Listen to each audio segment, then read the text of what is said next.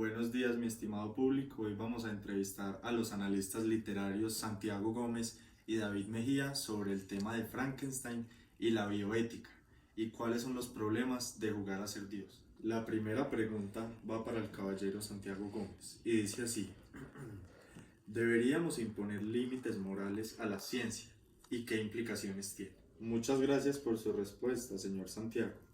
Ahora la siguiente pregunta va dirigida hacia el caballero David. ¿Qué relación hay entre Prometeo y Víctor Frankenstein? ¿Qué relevancia tiene intertextualmente esta referencia en el título de la obra? Gracias por la interesante comparación. Ahora la siguiente pregunta. ¿Qué significa ser humano? ¿La criatura es humana? ¿Y el humano deja de ser humano cuando hay tecnología por delante?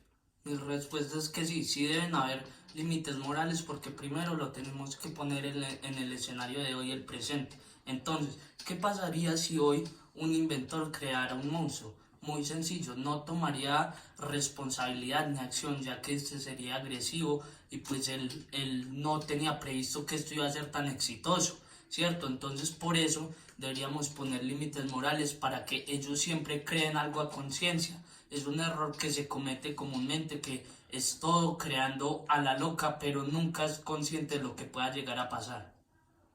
Todo este contexto es muy sencillo si nos ponemos a ver que este monstruo es una aberración, es algo poco natural, entonces esto puede conducir a una reacción mala de los creadores.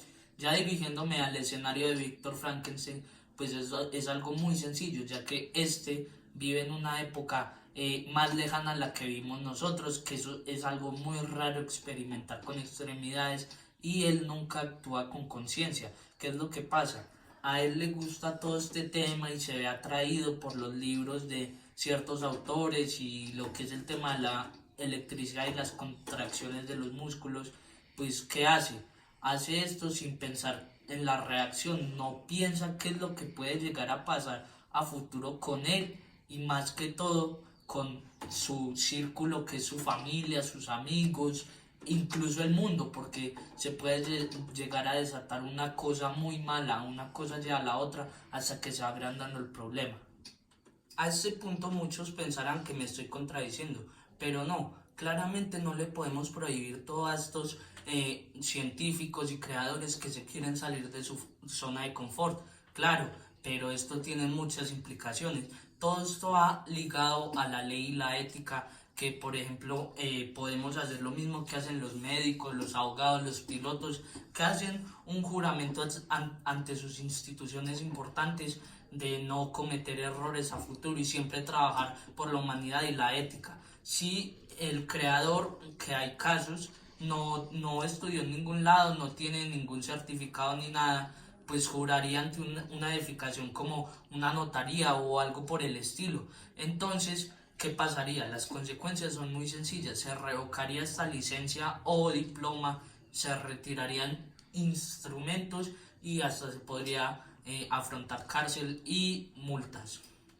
Antes de responder esta pregunta, creo que es de vital importancia entender quién es Prometeo y de cómo y de qué trata su historia. Bueno, entonces Prometeo es un titán de la mitología griega, el cual con sus poderes crea humanos hechos de arcilla y los transforma en humanos reales, pero estos carecían de inteligencia y por esto mismo decide robar la llama sagrada de los dioses del Olimpo.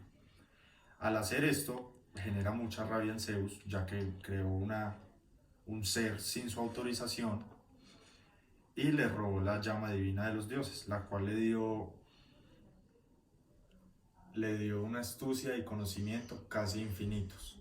Bueno, esto molestó mucho a Zeus, por lo cual Prometeo recibió un castigo, el cual fue ser amarrado en un acantilado durante el resto de su vida. En este acantilado, todos los días, vendría un águila la cual se comería su hígado, y tras él ser un titán, se recuperaría y volvería al día siguiente el águila a repetir lo mismo. Esto durante toda su eternidad. Hay dos principales similitudes entre el mito y la historia que nos da Mary Shelley.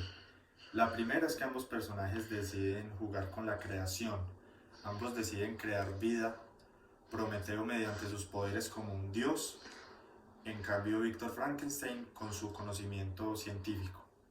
Algo importante es que Frankenstein utiliza la electricidad. Esto puede ser visto como una referencia hacia Zeus en la historia de Prometeo.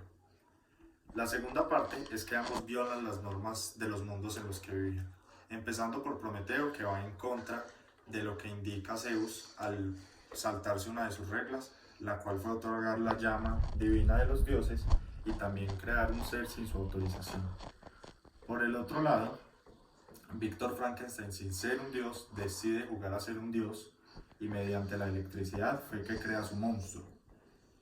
Dicho monstruo va en contra de todas las reglas de la naturaleza, ya que estaba hecho a base de diferentes cuerpos ya muertos y no lo nombró, no tenía un espacio en la sociedad.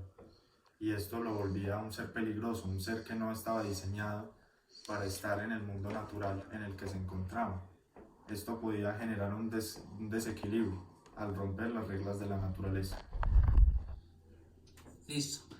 Para definir el ser humano nos tenemos que ubicar en que los seres humanos no pueden contar con ciertos rasgos tales como los faciales y otros demás, ya que pues tenemos que tener en cuenta que existen malformaciones y deformidades.